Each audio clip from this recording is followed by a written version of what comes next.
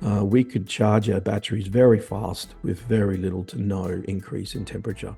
So this means, like we talked about in the past, that apparently you may not need any kind of cooling system. I mean, you might have some fans or something in your pack, but you don't probably need to have liquid cooling or anything in these battery packs based on what we can see here. And let's say you're only able to get like 220, 230 watt hours per kilogram, which I think you'll get more than that, but let's just say you are. That would still be equal in battery pack energy to about the energy density of a Model Y, for example.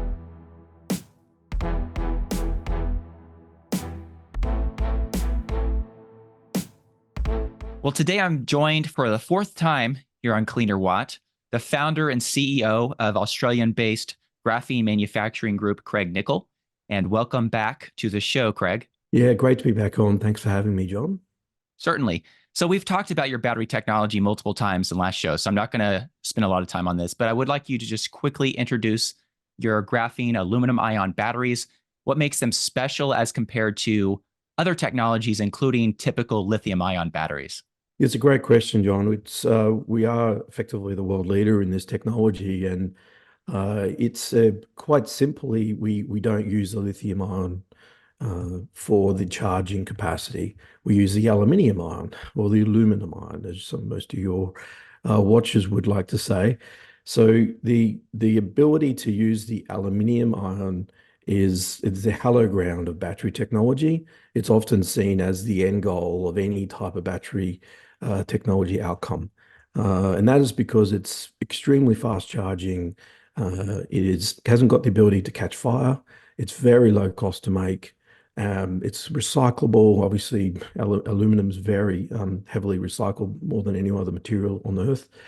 And then the other material we use is carbon, basically. So when you start to talk about the ability to make a carbon aluminum ion battery, basically the two most abundantly available materials on the Earth, you start to have this ability to have a next generation battery stepping away from the lithium ion value chain. Lithium is scaled and it's working, but aluminum ion has a really good power density, which means you can really fast charge, 20, 60 times faster charging, and still have good energy density. You still have good storage of energy. And that is the thing that we really need in a lot of different applications, especially around diesel energy, diesel engines. That is going to be the next stage of the decarbonisation of this wonderful society we have. We have to be able to go beyond just petrol and go into diesel. Lithium-ion batteries can do it, but there are a number of constraints around the opportunity to manage it. And we really do think that our battery will get there and be able to be that diesel engine replacement battery quite easily. And then over time, kind of adopt into other different areas. So yeah, the key area I think that most people want to talk to us about and why they want to talk to us about battery is our power density, our ability to charge and discharge really fast. But then it's the safety element. And those two are the areas that people want to talk to us about. There's about 6 or 7 other benefits, but those two keep ringing through why people wanted to chat about how we can work with them on our battery.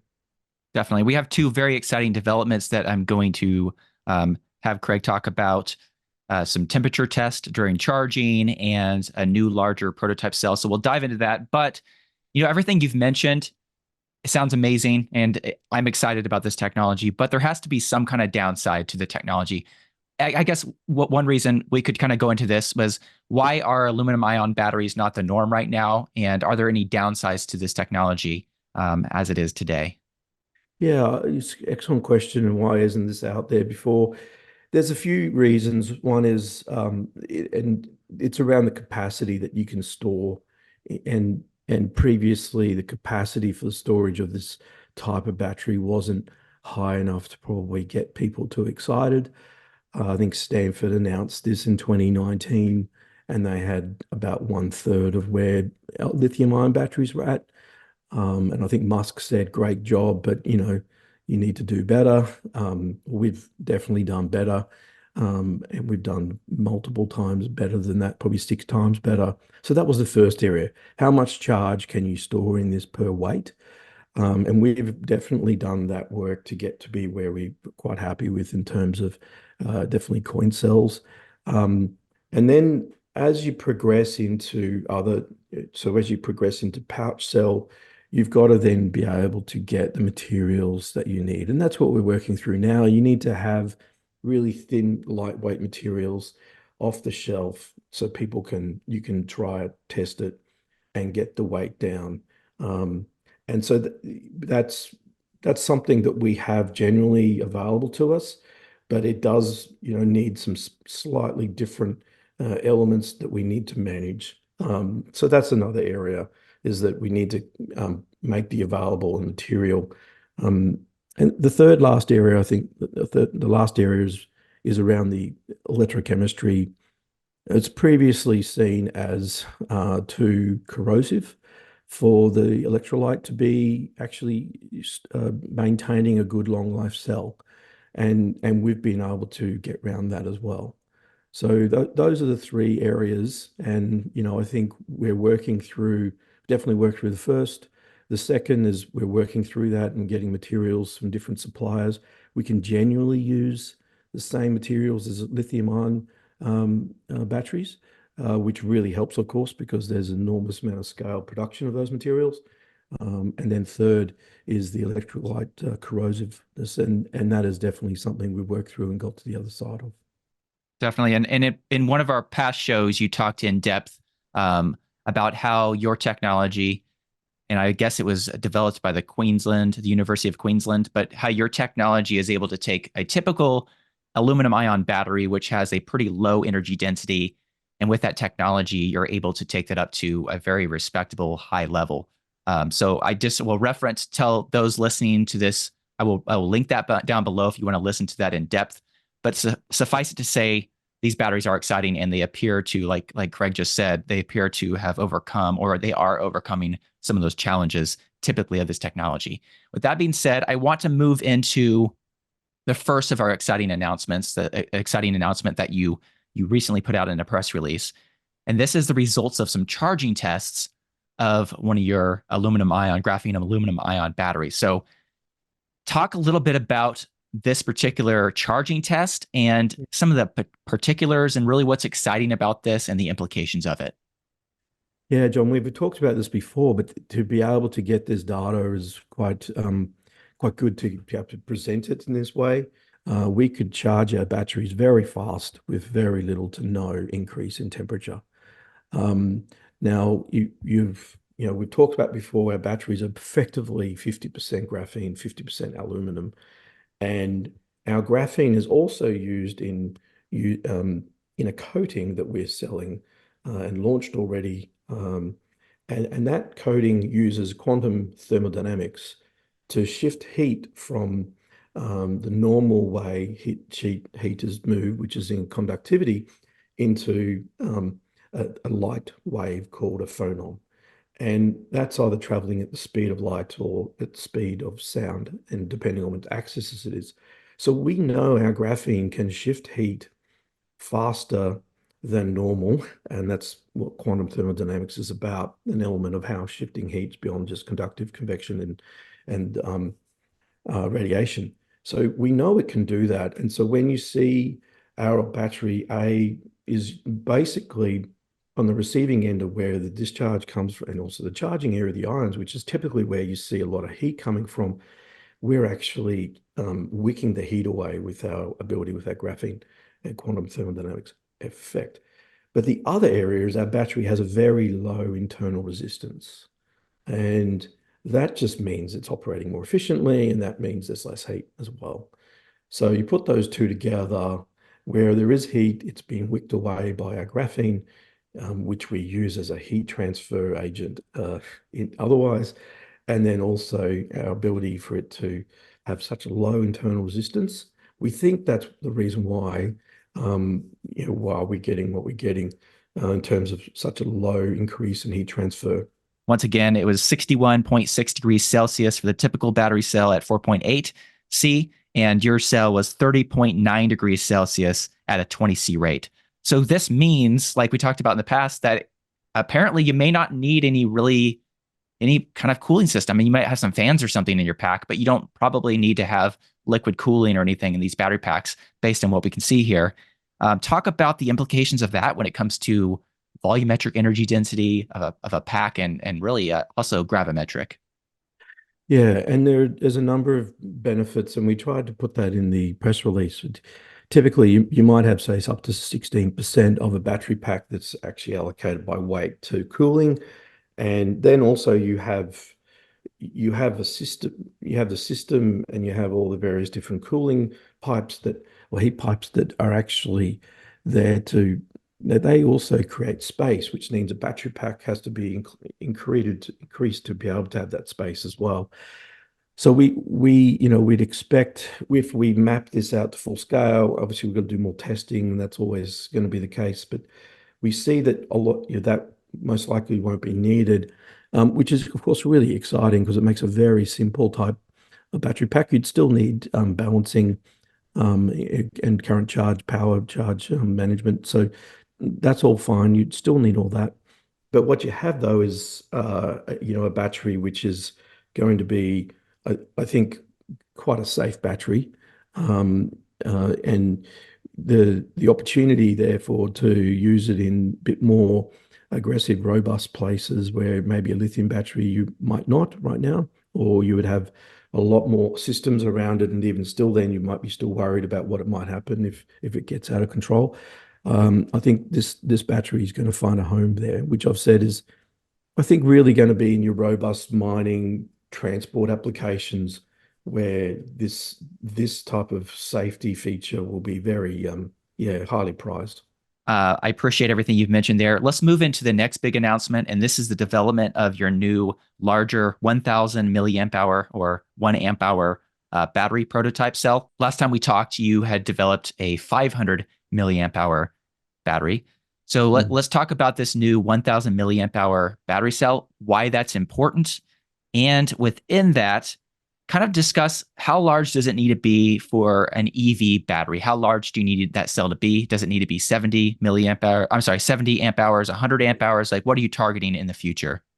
Yeah, it's a good question. So when you start out with coin cells with brand new technology like we have, you start out in these coin cells, these tiny little 2032s and 2016s and such things. And that's typically how even big companies still do it. They do coin cells for R&D on new devices and new technologies. That then transfers into your pouch cell. When you start working in pouch cell, you've really got to get tested on a number of different outcomes. And when you're in coin cell, there might be, just making numbers up to show representation, there might be 100 companies in the world that buy coin cells that could actually test them. There's very few companies that have the equipment to test that low and actually want to test that low. And it's surprising actually, because it's typically something companies don't want to go and look that early into product development of a battery that early. When you get to pouch cell, you can do single layer pouch cells, and no one really is interested in testing that. But when you get to 1 amp hour or 1,000 milliamp hour, there are potentially thousands or hundreds of thousands of companies that could test it. And so that's why when you get to the ability to make a cell repeatedly at 1 amp hour, you can typically send it to a number of big companies who then want to test it. And that's kind of where we're sitting now. We still need to do more repeatability tests. We wanted to get it out there to say we've reached that target. We've still got a number of months before we actually need to meet the timeline for our product development agreement with Rio Tinto, who's our partner, who's the biggest aluminum miner and producer in the world. So we've got a few months before that needs to be completed by, but right now we're just working through repeatability, getting more materials to go through what we've actually done, and we're redoing it.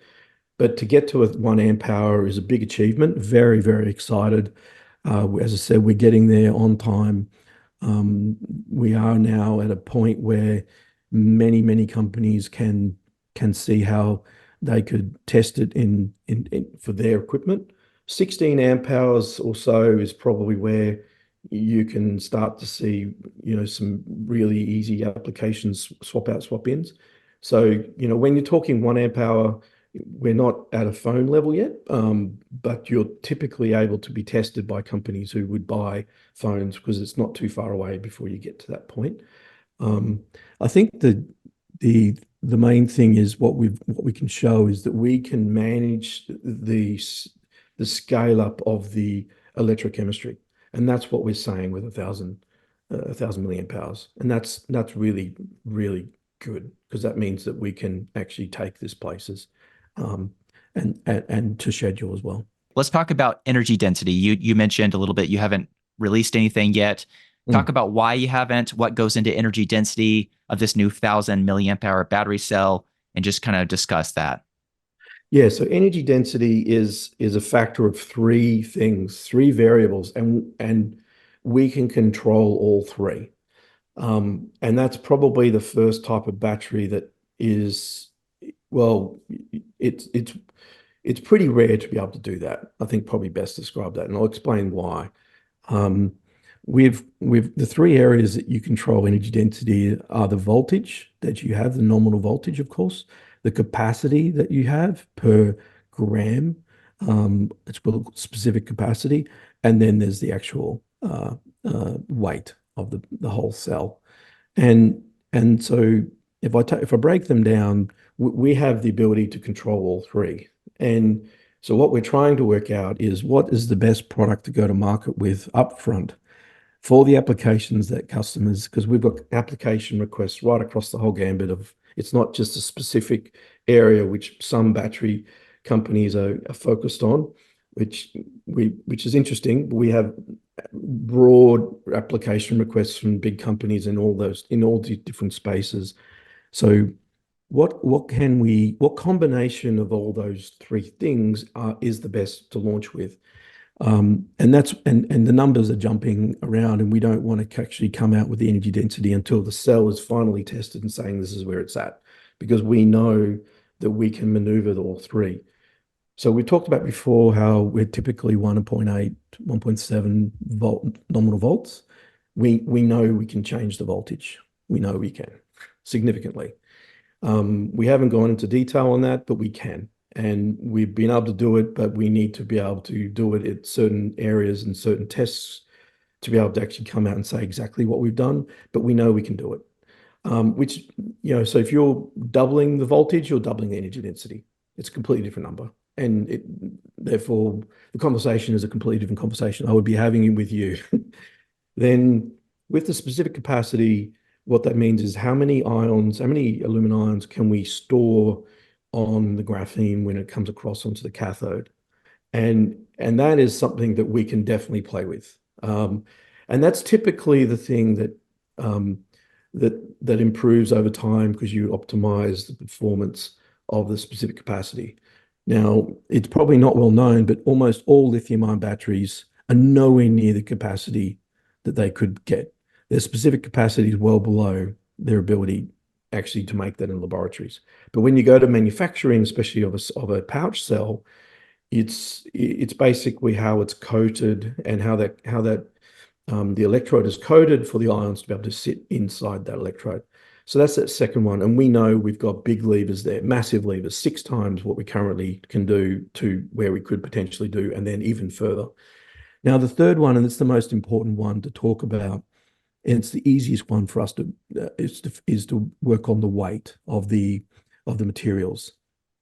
As I mentioned to you, our technology is slightly different in terms of chemistry to the lithium ion, and as a result, we need slightly different materials. Some of the materials are fine, like the casings and the foils are fine, but mainly it's around the separator. And so we have a good separator now, but it is a very thick separator.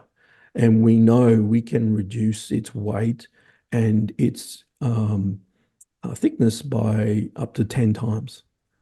So, if I give you a number which has a certain separator in right now, and then I come out later, I could be doubling to 3 times more energy density with just one material.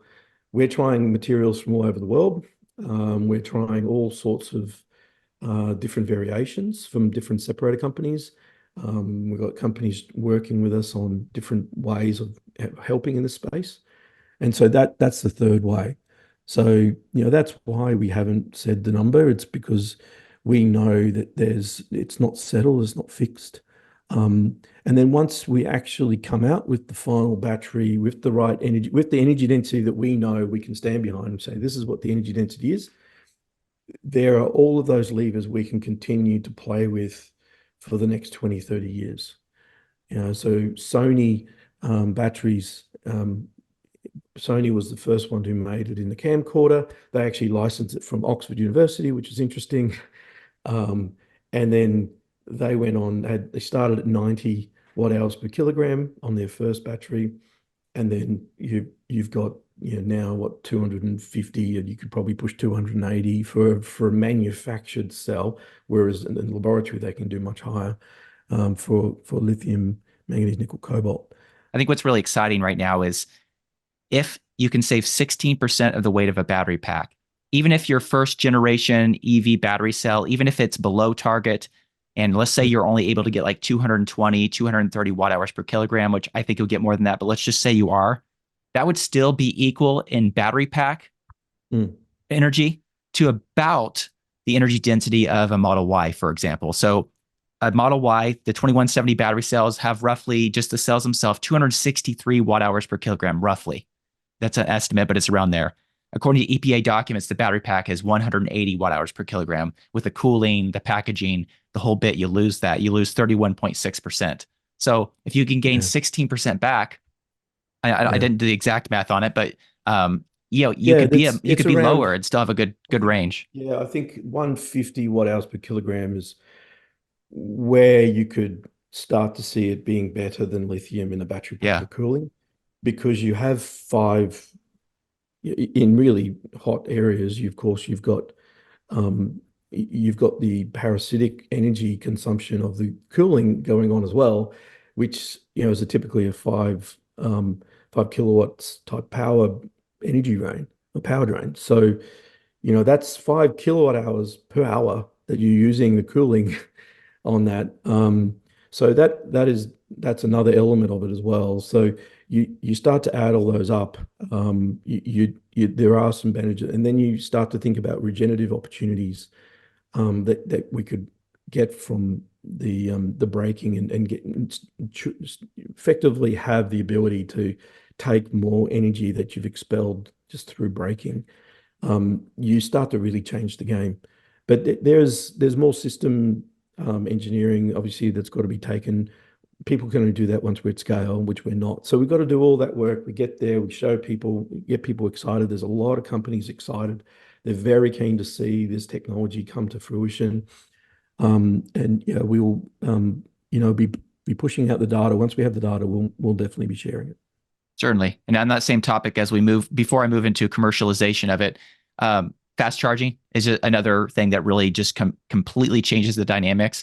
If you're able to charge your EV in less than 10 minutes, does it really matter if you have 30 or 40 less miles of range in the EV? You probably won't, but even if you do, you can take road trips and you can charge up way faster than everyone else. You could charge from 10 to 80% in 7 to 10 minutes. That's going to change the game as well. Yeah, the power density changes, the energy density requirements in different applications. Some applications, no, you just need a certain amount and that's it. Well, I'm extremely excited about your battery technology, as I have been in the past, and I get more excited with every update. With that being said, I do want to talk about the next steps for development. What happens between now and when these batteries actually make it to market? Obviously, probably a small electronic device first, and then into EVs. What are those steps? Talk about your path forward. Yeah, so right now we're working on putting together a package to basically invest in a battery plant, which would then bring this into an automation pilot plant, which typically you would use for a sample an A-type battery, right? Which you typically send them out, get them tested. We're able to test them, I think, where we are now, but obviously when you're able to put a plant together, pump out 1,000 of these cells a week, obviously you can do that with a lot more veracity. You can push it really a lot harder. We aim to have that up and running by the end of next year. That will then provide us with modules, that will provide us with cells that multiple large companies can test in their environments they want to test them in, which is obviously what they're keen to do. And then after that, we'd be looking at a larger scale plant. And that's where, we're looking for that to come online 2026, 2027. So we're battery technology readiness level 4. What we aim to do is kind of get to the six or so by the end of next year, which we believe we can do. And then with that, we think we will push through quite fast through the next phases as well, because we'll be aiming at pretty much getting replacement type battery opportunities, and then giving that large scale plant pretty much lithium-ion battery plant off the shelf, ready. So there is going to be advantages against, say, some other areas like, as a solid state. Typically they've had to redesign their manufacturing, their whole process, and that has somewhat, slowed them down to get to where they need to be. They'll get across that, of course, one day, and then they will get there. I think you can see green shoots of that already happening. But that large scale manufacturing rollout of our technology is one of the reasons why, or the potential to do it is one of the reasons why we chose this technology. Very, very exciting announcements. Thank you so much for taking time to chat with us about this. And I definitely look forward to talking to you more in the future. Thanks, John. Really appreciate it.